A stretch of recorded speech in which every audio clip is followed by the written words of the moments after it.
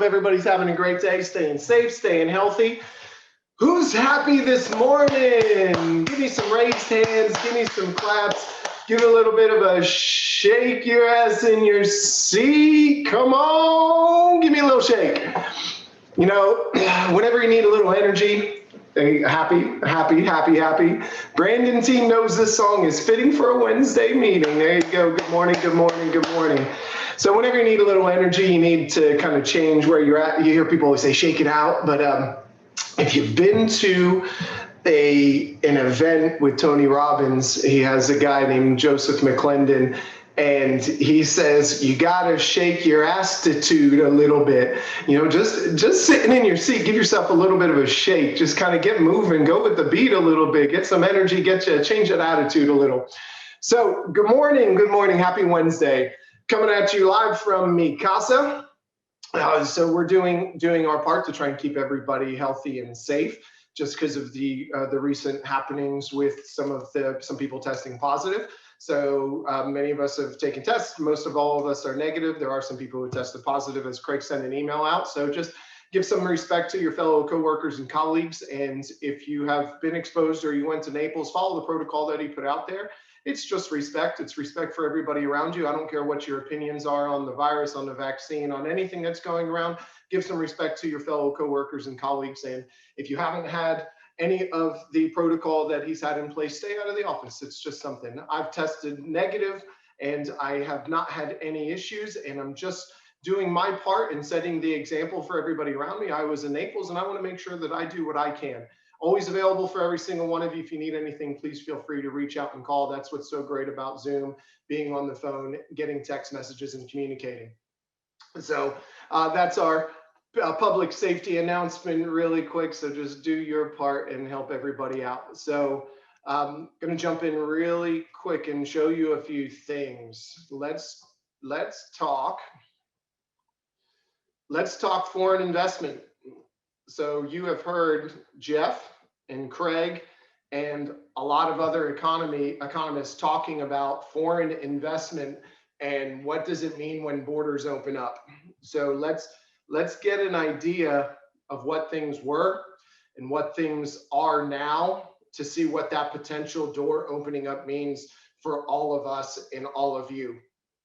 So I've highlighted in bold some of the main points of this article. So this is a simple article that the Florida Realtors puts out. If they put it out every single day, you should get an email at least Monday through Friday. And they've got different categories, different headlines from the National Association of Realtors.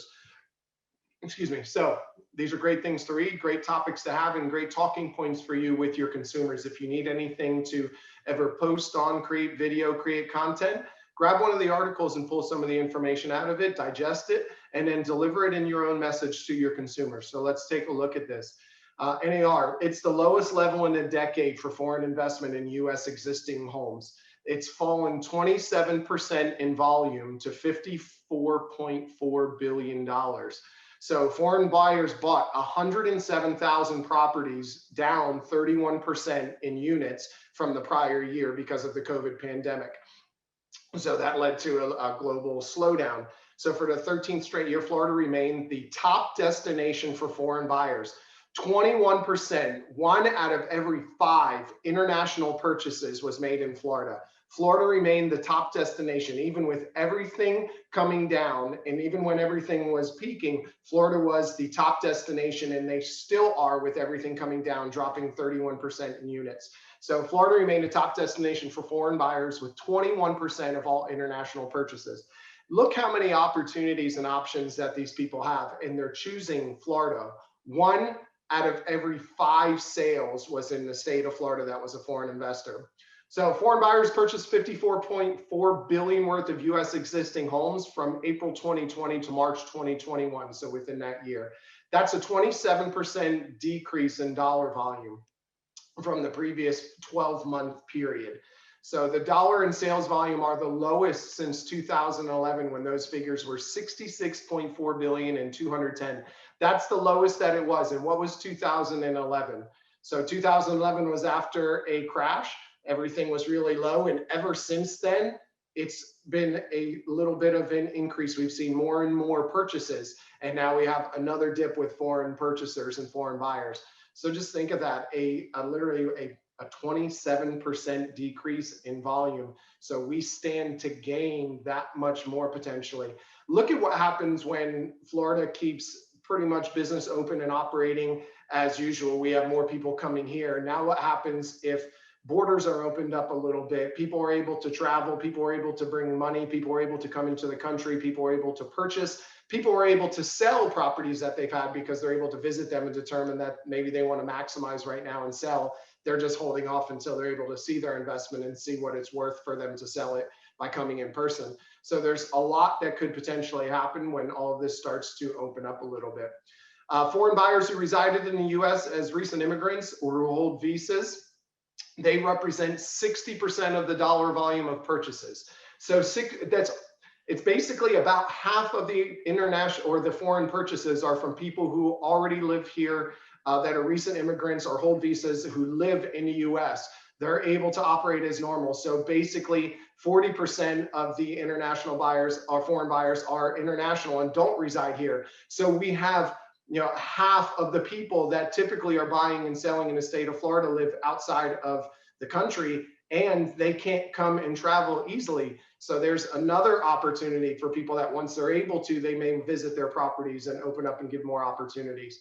So keep these things in mind. These are really big things, really big numbers that can really benefit you with your business if you really start focusing. So coming down here a little bit further, China and Canada remain first and second in US residential sales. Dollar volume at $4.5 and $4.2 billion. Next was India, Mexico, and the United Kingdom to round out the top five. So those are your top five international countries buying in the US, 1 out of every 5 in the state of Florida. So the United Kingdom was the only country among the 5 to see an increase in dollar volume. So despite everything going on, the UK started purchasing more than they did in the previous year in the US. It replaced Colombia as the fifth largest country of origin by dollar volume by foreign buyers. So South America was, Mexico's on the list, but South America with Colombia, that's been a big push for a lot of people up until this pandemic. And because there's a lot of disruption in those foreign markets in South America, they're pulling a lot of money out of there, putting it into the US. And now with the pandemic, that's halted some of that or not given them that opportunity. So as things do loosen or open, it's going to give them more opportunities to come in, and they will more than likely jump back into that top 5 or make a strong push to be back in the top 5. So the median existing home sales price among international buyers was $351,000, so which is 15% more than the US median price, which is $305,000. So what's that telling you? That's telling you that the international buyers are buying at a little bit of a higher price point. So they're spending on average about $45,000 more per property than the median home price in the state or in the country.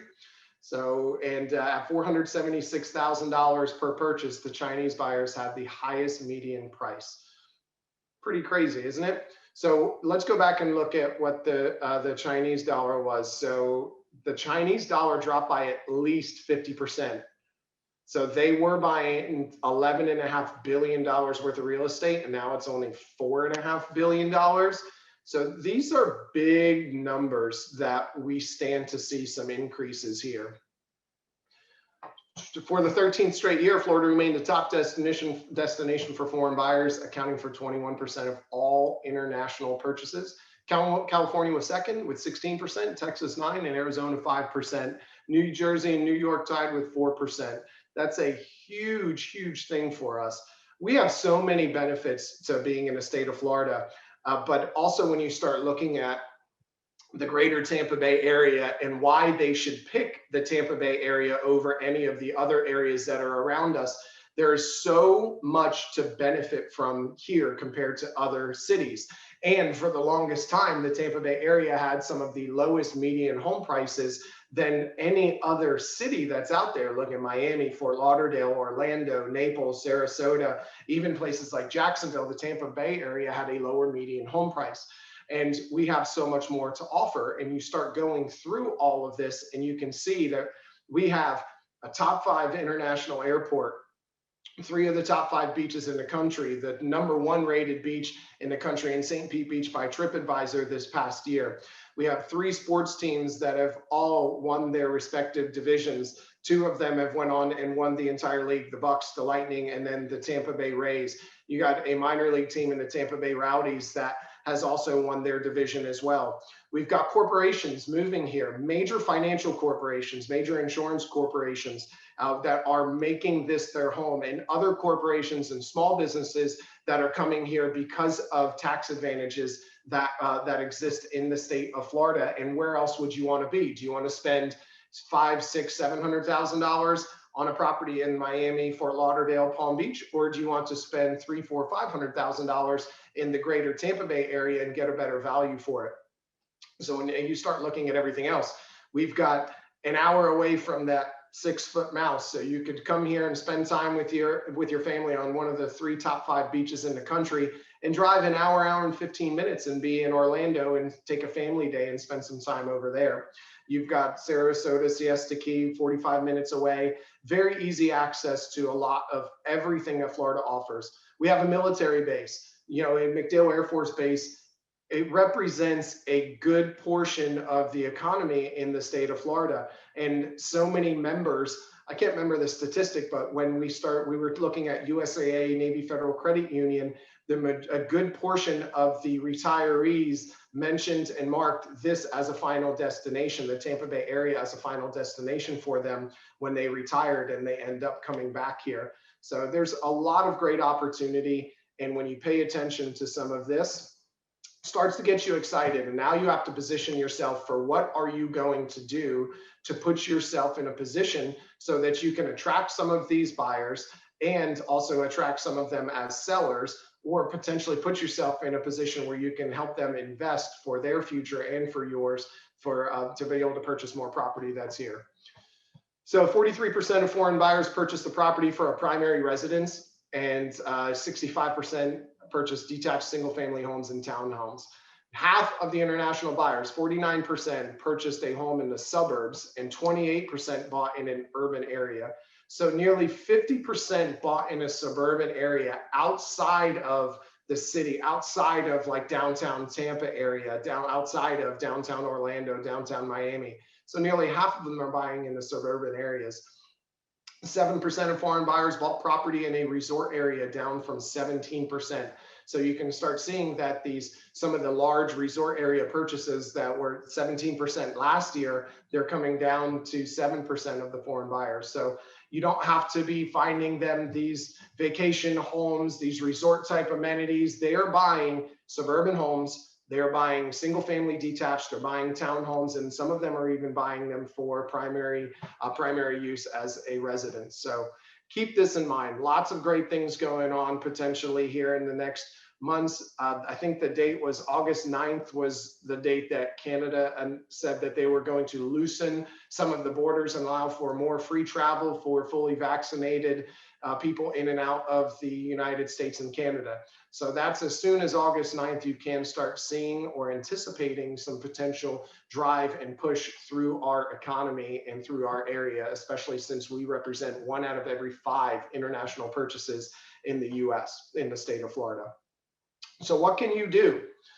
What are you going to do to be able to put yourself in a better position to do that? So if you will read here at the top, and we'll talk about this in a second, but this goes along with that. We have so many opportunities at your fingertips to be able to put you in a better position. You can start using Remine. You can start paying for a service if you don't want to do the research yourself. You can start hitting absentee owners. I've already started hearing from a lot of people that live in and around our area that they're getting calls all the time from different home buyers asking them if they would consider selling their home or if they would consider a cash offer on their home. So there's a lot of people doing that. So how are you going to differentiate yourself and put yourself in a position to be top of mind whenever that comes around? So I just wanted to discuss some things that you might run into while you're doing that, communicating. We've got an agent that's doing just that. She's working her butt off, calling, emailing, knocking, mailing, and delivering to people who own properties in highly sought after areas. Also absentee owned properties that are investments or rentals. Also looking through MLS and finding leases that were up, or leases that were signed. If you go through MLS, you can find leases that are in there. Go through and find a lease that was signed 15, 16, 17 months ago. So find a lease that was executed and went on MLS as leased 15, 16, 17 months ago. Because what's going to happen less than 7, 8, 9, 10 months ago. Because what's going to happen in another 3, 4, 5 months? Their lease is going to come up. Because if they sign a 12-month lease, that lease will come up in the next 12 months. So there's another place that you can look. If you don't want to go after the absentee owners, you have an address, look them up in Remine, put the information in and go after them. Those are all the things that we've been asking you and telling you to do, and the opportunities for you to create these income that you could potentially get and create a future for yourself. So we have an agent that's doing that. And it's basically I'm reaching out about the property at this address. I believe the tenant's lease might be ending in the next couple months. And right now is a great time to sell. Are you open to selling? I'd be happy to talk with you about pricing. It would sell quickly. Thanks. I look forward to hearing from you. And here's the response. Now, think of this. We have to put ourselves in the seller's shoes here. Good evening. I might be interested in selling if the current market continues. However, in this market, I would be looking for an experienced flat fee brokerage or an agent such as Redfin agent, which I believe charges the seller 1.5%. So what does that tell you? What does that tell you about the seller's mindset, about the seller's position and what they feel? They said in this market. So I just dealt with this the other day. I talked to a seller and we had a discussion about this, and the seller was very receptive to talking, answering questions, doing the previews, going through all of those things. And he said, I really appreciate your time, but I'm going to say this, and I'm not going to bring this up again, but I do want to make it known, and I don't want it to be an issue, but we'll talk about it at the right point, but I do want to make this point. Paying someone 6% is really tough right now in this market. They think they call the shots in the seller's market and want to net the highest amount possible. Yep. I forgot where we get phone numbers from. Please mention. Phone numbers you can get from Remine. If you click on each property, if you're on the individual property card, it does have property owner information, and sometimes it has emails and phone numbers. You can also pay a service like the RedX or something like that, Land Voice, to pull numbers. You can import information into it and it'll pull the numbers for that. Forewarn is another one. If you have the right information, you can put in there and it'll give you potential contact. Forewarn is a service that you pay a couple bucks for through 21 Online through Spark, and that will get you some of that contact as well. So this seller says it's really hard to pay someone 6% in this market. And so, okay, and so why would you? I just asked questions. Said, so tell me a little bit more about that. What's leading you to that?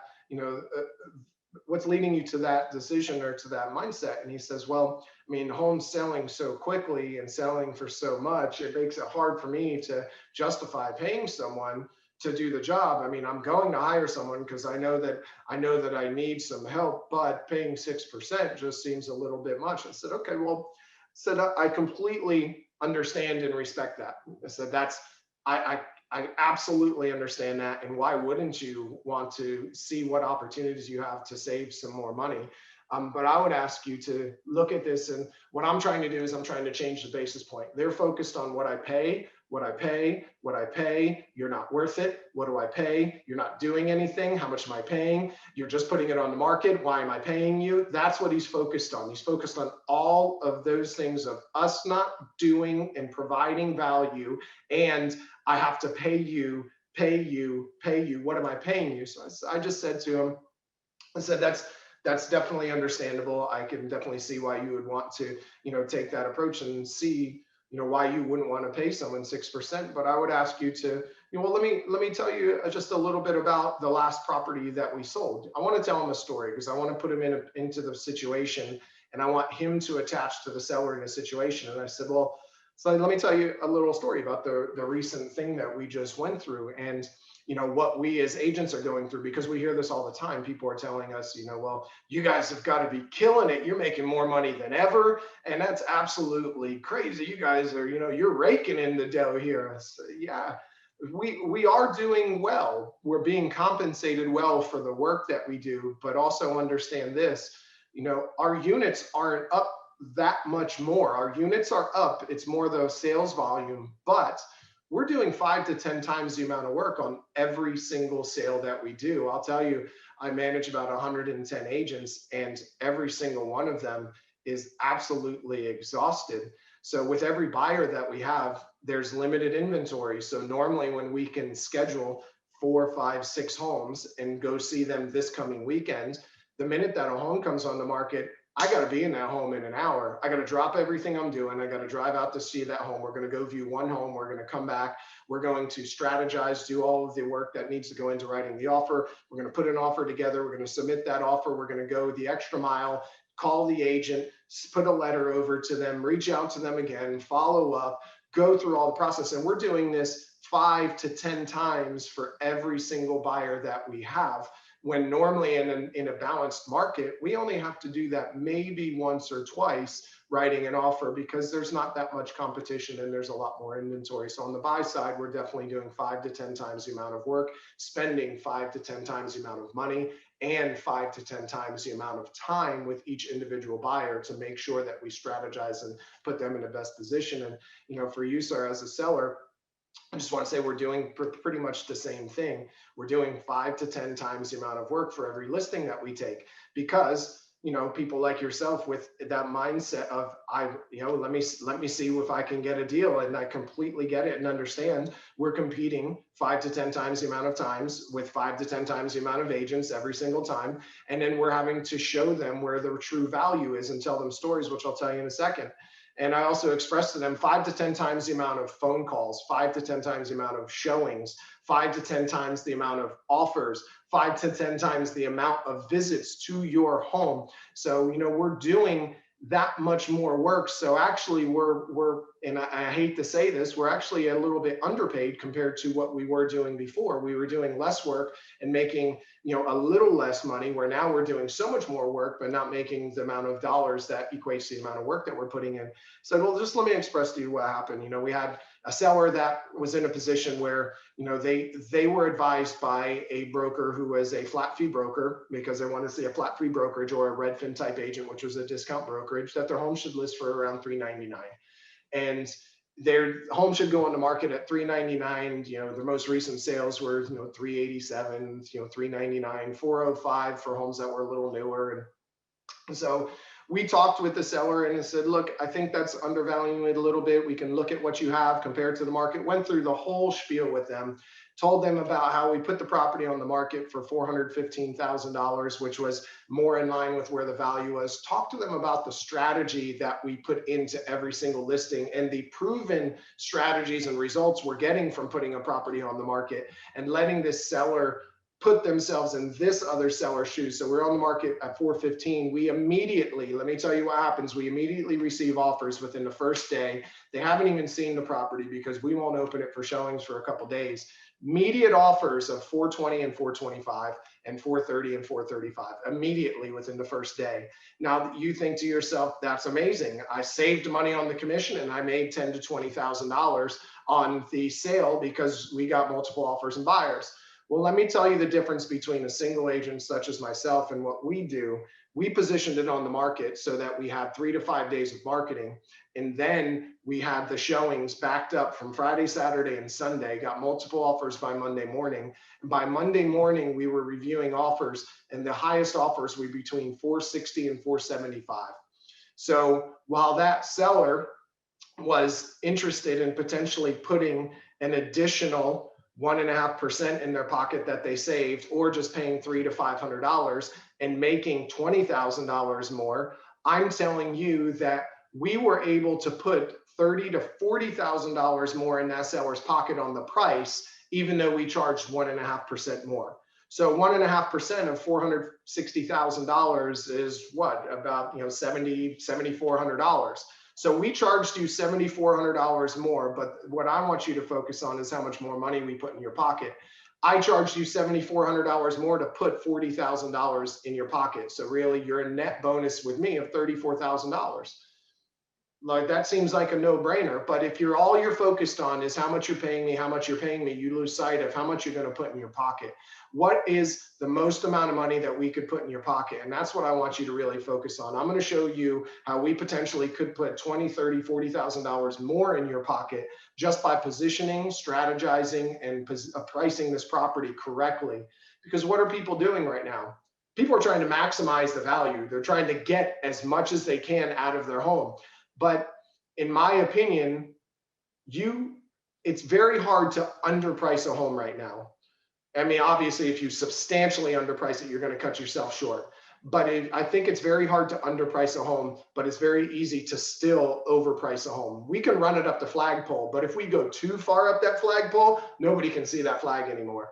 They don't see the value in it. They don't see the symbols on it. They don't see any of it. And they cannot tell what the value is of that home because it's too far overpriced. So in my opinion, I think it's best to create the value and allow the buyers to determine how much more value there is. So we put the property on the market where the value of the home should be. This is around where it should be, maybe a little bit higher, right in this range. And when we do that correctly and position it correctly, we give the buyers the best opportunity to see where the value in your home is, which allows them to determine how much more valuable it is. And then it also gives us some real strength, because when we're receiving these offers, and these offers are coming in 10, 20, 30, 40, $50,000 over the value, when we price it around where the value should be, I can easily go back to these other agents and buyer's agents and say, look, we priced the property where we feel confident in the value for the value of the sale and an appraisal. If your buyer determines that it's more valuable to them, they need to be willing to prove that value by paying more than the appraised value or waiving their appraisal contingency. If they're offering 40,000 more, they need to be willing to pay 40,000 over the appraisal. If they're offering 40,000 more, they need to be willing to waive their appraisal contingency, because we priced it where the value is. Your buyer said it's worth more. Your buyer said it's worth more, not us. We're not representing an appraisal higher than that. Your buyer is, so your buyer is the one that's going to have to cover that. So there's a lot of strategy that goes into this rather than just putting it on the market, allowing buyers to offer $5,000, $10,000, $15,000 more. I want to see if I can get you $20,000 or $30,000 more, and positioning it on the market the right way is what's going to give us that opportunity. So let's see. They also think that this market is so hot, we as realtors don't seem to need to work as hard. That's true, Brian. With 50 offers each, they'll have more work for us. Exactly. So we're just letting them know that, that right now we're wanting to change the basis point when a seller comes in like that, because they're so focused on the dollar, the dollar, the dollar, the dollar. So something you may want to do, go into MLS and pull up all of the sales around their home and find the ones that were listed that sold within 1 day, 2 days, 3 days, whatever that is, and then find the ones that sold in 3 or more days, like 3 to 7 days, and look at the difference whenever it listed and what it closed for. And you'll probably see that the homes that sell in 1 day probably are selling for a little bit less than what some of the homes that may sell in 3 to 7 days are, because we open it up to more buyers, give them more opportunities. So there's plenty of stats you can show them. Or we need to change that basis point. Stop focusing on, is it really about how much you pay me, or is it about how much money you put in your pocket? Because if I can put $20,000 to $40,000 more in your pocket, does it matter how much I charge you? Like if they're gonna charge you 1.5%, you're gonna walk away with 20 grand more than, or 10 to 20 grand more than what you thought. But what if I was to tell you I was able to put 20 to 40,000 more in your pocket? But what if I charged you 10%? Does it really matter if you walk away with 20,000 more, 40,000 more, 50,000 more? Does it really matter if I charged that much? Because wouldn't I be worth it because I'm putting more money in your pocket? So changing the basis point, it's not about what you pay. It's about how much money you put in your pocket at the end. The same thing we talk about with commissions and your commission split. It's not about your commission split. It's about how much money you make at the end of the year. It's about your 1099. The same kind of concept. Whatever you focus on, you're going to get. If you focus on getting 90% of every commission check and 100% of every commission check, then you're focusing on the commission checks that you're already going to earn. And everybody pretty much, it's not a cap, but everybody has this window. Everybody has a thermostat for what they're going to earn. They've all got this thermostat that's set. Like we have an internal thermostat that keeps us where we are.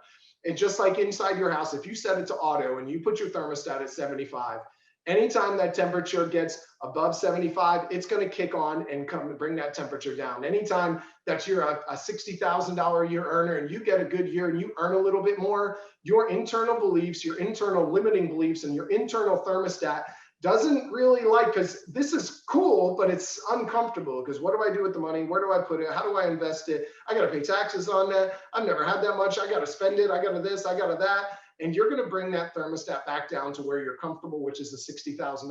You may earn more than that for a year or 2 years, but eventually it comes back down.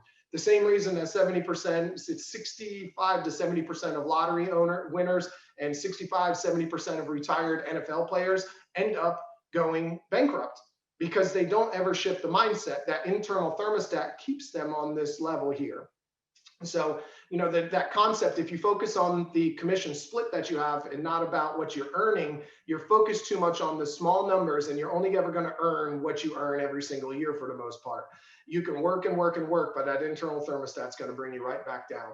But if you focus on what you're earning every single year and find ways to strategize and earn more, how do we change the basis point to earn more income, to set a better life and create some attachment to emotions to have that, which is exactly why we tell stories to the seller. Change the basis point to what you're going to earn. Tell them a story about a seller that did the same thing. Create some emotional attachment to it. Put them in a position where they see themselves earning that $20,000, $30,000, $40,000 more, and within a time frame with the proper representation that's that's going to give them the full disclosure, obedience, loyalty, and confidentiality that no one else is going to give them. That's going to put them at risk to navigate and negotiate through contracts that they are just looking for the commission. Because how hard, if you had to work 5 to 10 times the amount, show 5 to 10 times the amount of homes, work 5 to 10 times harder for every single listing, showing the listing, right, navigating the offers, going through all that, how much harder would you, how much better would you feel about earning an additional, or earning 1.5%? You're doing 5 to 10 times the amount of work and earning half the amount that you normally do at 3%. Are you really going to work for it? Are you really going to put those efforts into it? You're not going to. You're not going to have the same kind of attachment. Said, look, I take pride in everything that I do.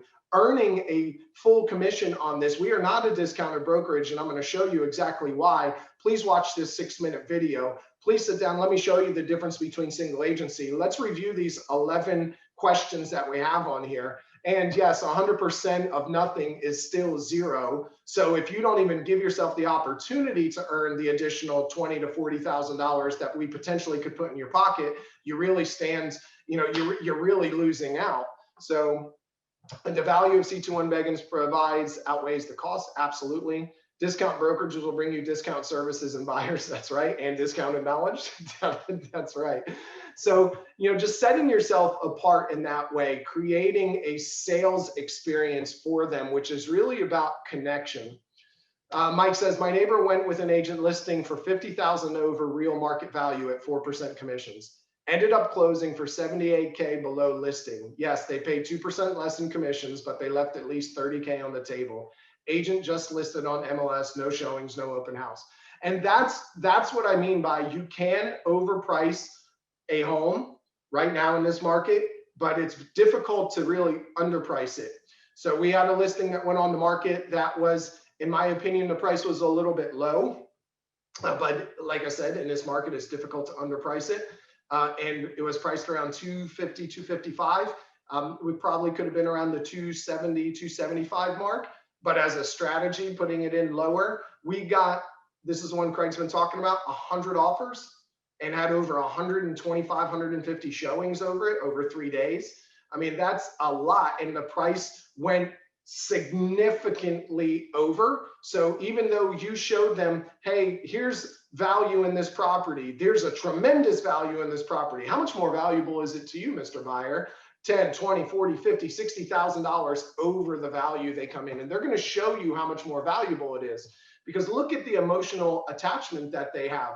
They've been let down. They've had issues getting homes. They've competed. They're tired of putting offers. And we've had this happen so many times. Buyers start to give up, and then they see another home, and we go show it to them. We put an offer, and we get them under contract.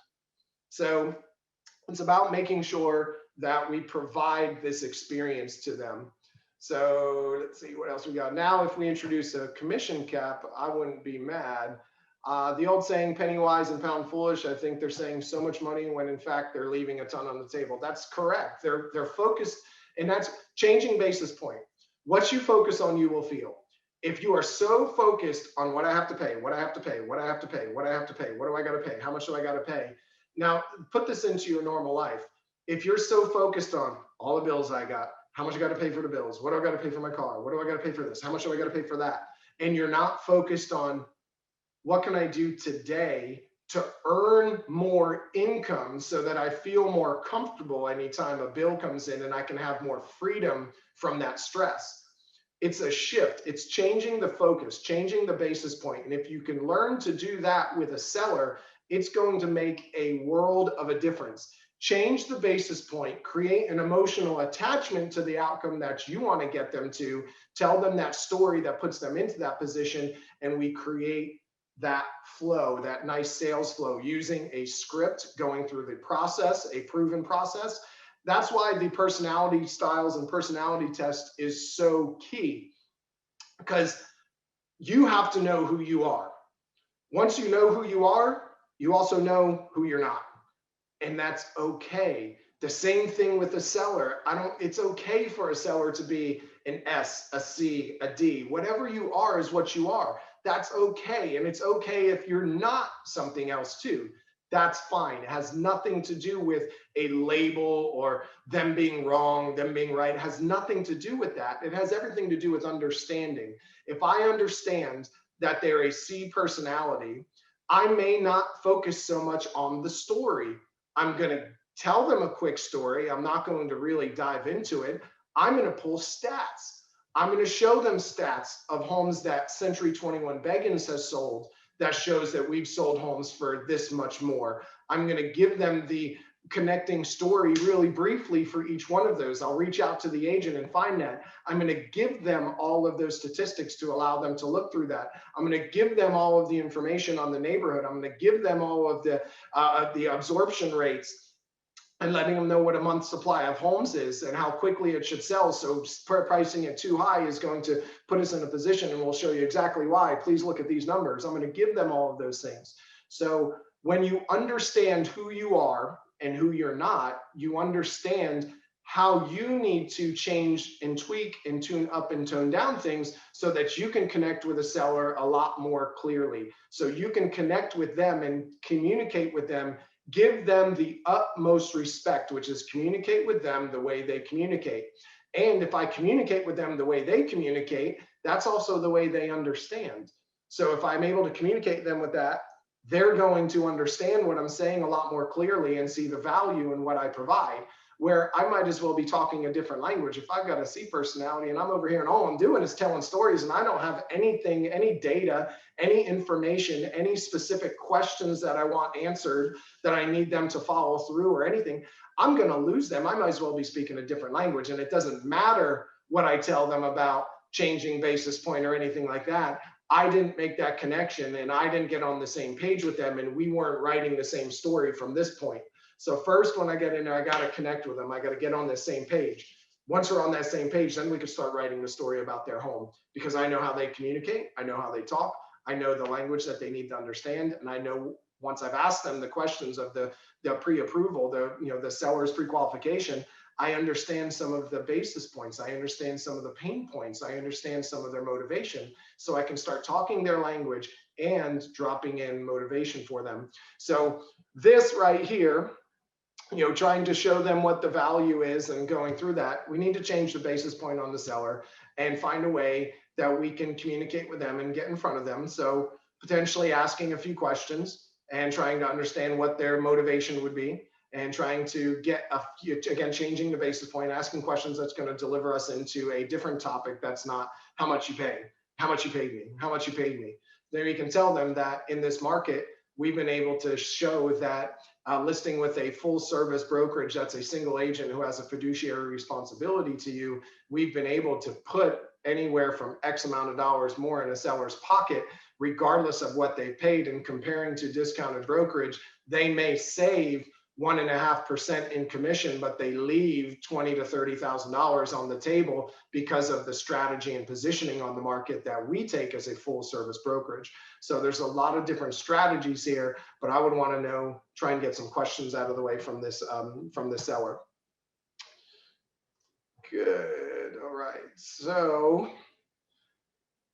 last thing I want to talk about is I'm just going to kind of talk to you about these, like, just changing, while we're talking about changing basis points, while we're talking about changing focus, we have to be willing to change and shift a little bit as well. If we want something different, we have to do something different. If we want a different outcome, we have to focus on the outcome that we want instead of the situations that we're in. Because, you know, we can't think your way out of a problem you acted your way into. And that's so often what we do. We keep thinking about the problem in a situation that we're in, that we acted into, and we're not doing anything to act our way out of it. We need to start making some shifts. So the same thing and the same reason that you're trying to communicate and sell somebody, the sales process is really just people in communications.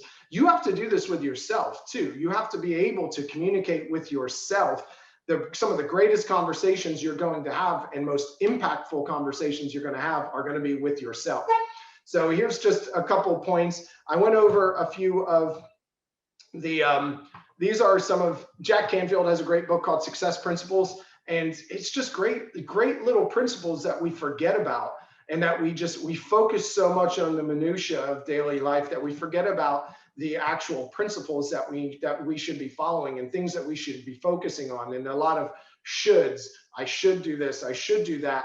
And when we start taking the focus on everything we should do and start making it a must and implementing a few of these every day, Jim Beggin sent out a list about a week and a half, 2 weeks ago as well, with 18 different principles and things for you to implement into your life on a daily basis, one at a time, one every single day. And that's what these are. Just pick one, pick two a day, and start trying to implement them into your life somehow. So I went through the last list. This was, you know, months and months ago. So I'm just going on to this second page here. The drop out of the Ain't It Awful Club and surround yourself with successful people. So how many of us know we've all have that friend? We all have multiple friends like this, that it's always, well, I mean, man, life just isn't fair. Isn't it though? I mean, life's just not fair. Or, it's just my luck. You know what happens to me. Or they say, hey, even if it's just a saying that they use, even if they really don't mean it, just the saying and the meaning behind saying something like that. Well, my luck, or, and guess what? It's going to happen at 10 p.m. at night. Your AC going out is going to happen at 10 p.m. at night. That's the Ain't It Awful Club. That's you're looking at the worst thing that could possibly happen, looking at the worst part of every scenario, instead of trying to find inside what is there's meaning in everything. There's positive meaning in everything, and there's negative meaning in everything. Which one are you going to focus on? What's wrong is always available, but so is what's right. You have to choose what you're going to focus on. And it really helps when you surround yourself with positive people, successful people, people doing the things that you want to do. So one of the first things you have to do, if you find yourself being surrounded by people who aren't living up to the standard that you want, who aren't doing things that you want to do, if you don't have one person in your group that's doing something that really just makes you not jealous, but makes you kind of envy. Wow, that'd be so cool if I could do that too. If you don't have one person in your group that's done something like that you admire and look up to, find one. Bring somebody like that in here. You never want to be the smartest person in the room. Search out and seek out the person who's already done all of the things that you want to do. Find somebody who's like that, invite them in and get them into your circle and get in a proximal relationship with them. Surround yourself with successful people. Acknowledge your positive past. So We have excuses all the time, right? We have everything that happens to us. There's always some reason, some excuse, some story as to why it happened. But we never really put a lot of emphasis on the positive things that have happened. The little things that created an opportunity. Hey, I got pulled over. I got pulled over, and I focused on getting a ticket for 85 miles an hour instead of focusing on, I'm glad he didn't pull me over a mile sooner when I was doing 90, right? I mean, something as simple as that is making a shift to focus on the positive, because both are available. An 85-mile-an-hour ticket or a 90-mile-an-hour ticket. I'm so grateful I didn't get one for 90, because that would have been way worse. I could have lost my license. I would have had a bigger fine. But hey, I have to take 100% responsibility for what I was doing. And what's wrong is always available, and so is what's right. So start shifting your focus and asking yourself, well, where's the good in this? Where is the positive in this? A deal cancels. Where's the positive in this? A listing has a contract that cancels on it, a buyer's contract that cancels. Where's the positive in it? Great. Now I have the opportunity to put it on the market. The market's increased. I'm going to put more in the seller's pocket, and I'm going to double side it and get out and start focusing on that. But acknowledge the positive that are in things. But you all start by acknowledging your positive past. The minute you start giving credence to the things that are positive in your life and the things that have happened in your life that are positive, that lift you up, start focusing and finding all the things that you have to be grateful for, and make it a point to pick out at least 3 a day in the morning and really focus on them and write them down and say, I'm so grateful that happened. That was such a positive experience in my life. And I think that was absolutely amazing. So just change that focus and change that basis point right there.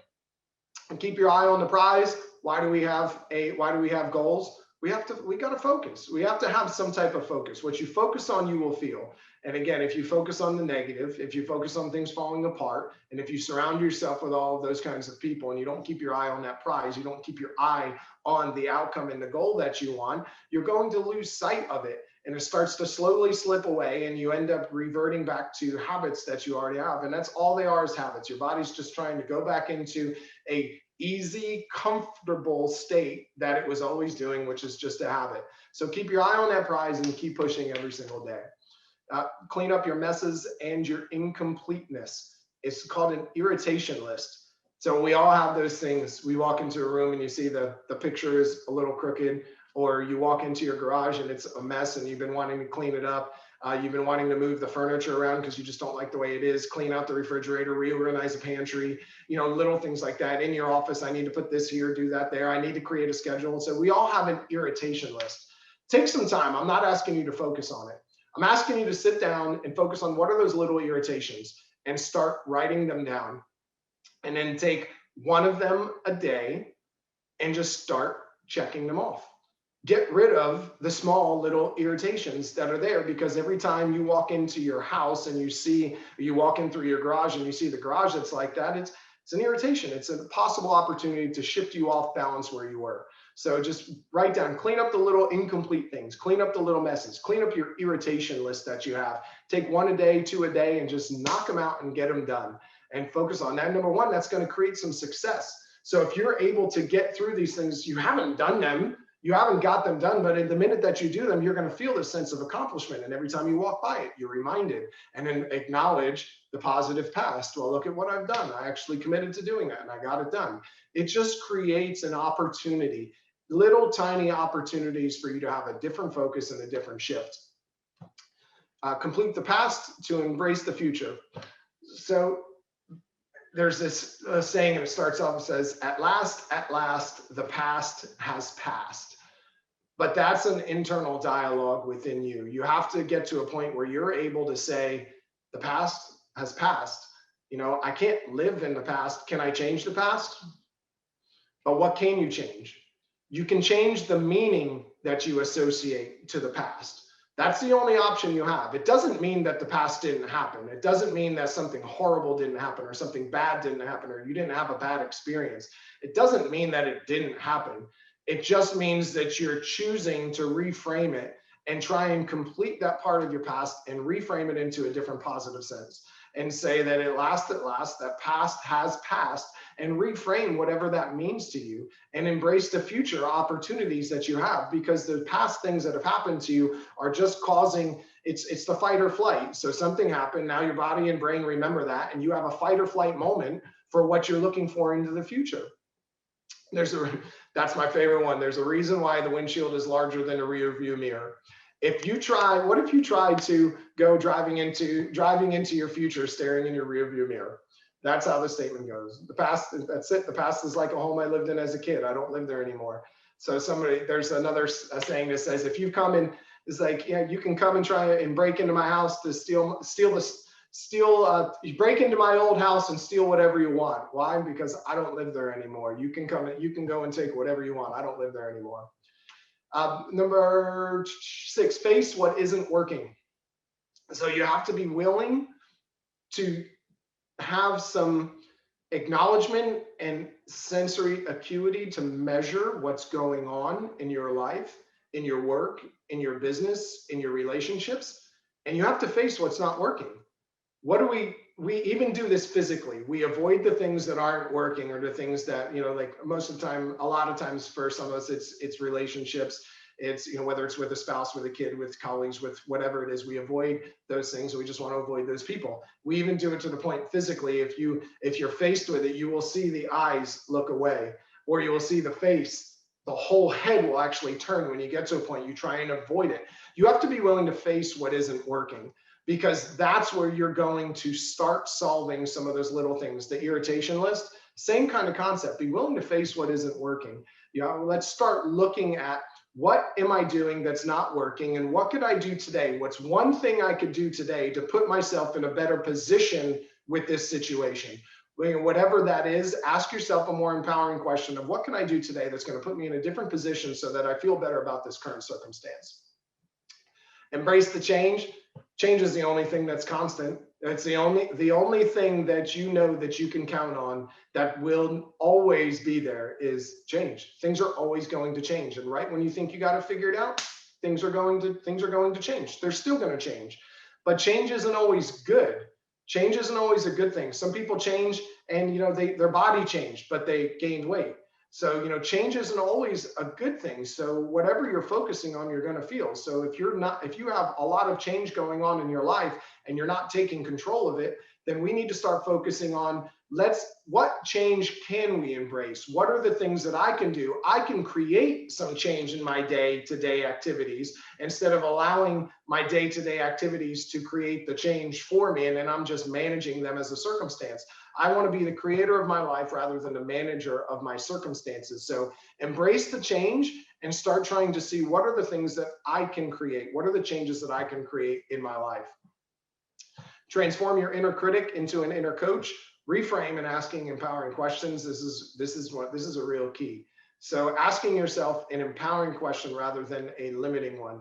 So most of the time when something happens to us, the inner critic starts beating you up. You could have did this better. You could have did that better. Why'd you say that? I can't believe you did that. My God, they were probably staring at you, and you look like such an idiot when you did that. Well, how about you change that and ask an empowering question? Well, what could I have done differently that would have made things stand out and put me in a better position to build a relationship that would have lasted longer? Or, looking at a situation, I went and I lost a listing. Let's reach out. What can I do different? I can call the seller and ask them what it was that made them decide to go with another person. Hey, I'm always looking to improve my business, and I really appreciated the opportunity to interview for the job. And I just wanted to ask you if you could be very frank with me. What was it about my interview and my presentation that caused you to choose, or what was it about someone else's presentation that caused you to go with them? So ask yourself a more empowering question. What can I do differently, or what can I do to set myself up so I win the next listing that's out there? Take that inner critic and turn it into a coach. If the critic is beating you up about things, well, why? You're the only one that has to live with it. That feeling that you haven't, no one else is saying any of those things. We're making those things up. And even if they said them, we don't know what the intended meaning of it was. We made a meaning for ourselves. But if you can take that interior critic, inside critic, and turn it into a coach and start shifting to try and get a better result, we just call them empowering questions. You're constantly asking yourself questions throughout the day, constantly, nonstop asking questions all throughout the day. So what if we just took some time to take 100% responsibility for everything that we're doing right now, every single day, and ask ourselves a better question. We need to start asking better questions, because better questions lead to better decisions. And better decisions lead to better actions. Better actions lead to better results. Better results lead to a better belief system, because when we're able to achieve something and do something over and over and over and over and over again, you start to tell yourself, man, look at me, I'm pretty freaking awesome. Look at that stud over there taking care of business. You start telling yourself and believing that it's possible. And it all starts with the interior questions that you ask yourself. That's how we can start reframing these questions, these limiting beliefs. Transcend your limiting beliefs. So whatever it is that you have a limiting belief about, we can start transcending them by asking more empowering questions, finding out where those habits start, and taking some action to cure them. So we're coming up on time. Develop 4 new success habits a year. Really cool, man. Hey, what if you said this year, one of the ones in the book was, I'm going to bring in 4 new male friends this year that I can bring into my inner circle, who are going to empower me and give me a different outlook on the things that are going on. And that was a habit of, I will talk to this many people per day, or I will reach out to this many people, or invite one person every single month to lunch, whatever that is. You have different success habits that you can create, but if you got to commit to them. So saying, what am I going to do this year? What is the outcome that I want? What would I like to do? What are some success habits that you can create and implement into your life on a day-to-day basis or a week-to-week basis that's going to put yourself in a better position? Because if you do it every day, every week, every month, by the end of the year, it just becomes something that's more a part of your life. And now that's all that a habit is an unconscious series of actions and thoughts that your body and brain go through that you don't necessarily have any more control over, because your brain and your body goes, hey, I got this, Mr. Brain, you focus on that. I'll take care of these things. So what if you were able to empower your brain and your body to do some more of those things on your own? And there's different ways that you can do that. So 9:27, we're wrapping up here. Checking all of our comments, make sure there's nothing in there. Thank you so much for tuning in. I hope we're able to provide some value for you today. Foreign buyers coming back into the country, and we should see some big pushes there. The stats are all over the place. Foreign investment is at a low because people can't get here, can't travel here. Half the buying is from people who already live here that are foreigners. Half the buying is from out. So it's not like, it's not like there's any clear signs that say, no, it's not going to happen. Everything is pretty much pointing to this is going to take place. Put yourself in a better position. Let's go out and get listings, because you need inventory on the market. You need to put shoes on your shelf for everybody that's coming in to buy. Guys, have a happy Wednesday. I appreciate your time. If you need anything, like I said, we're always available. Thank you.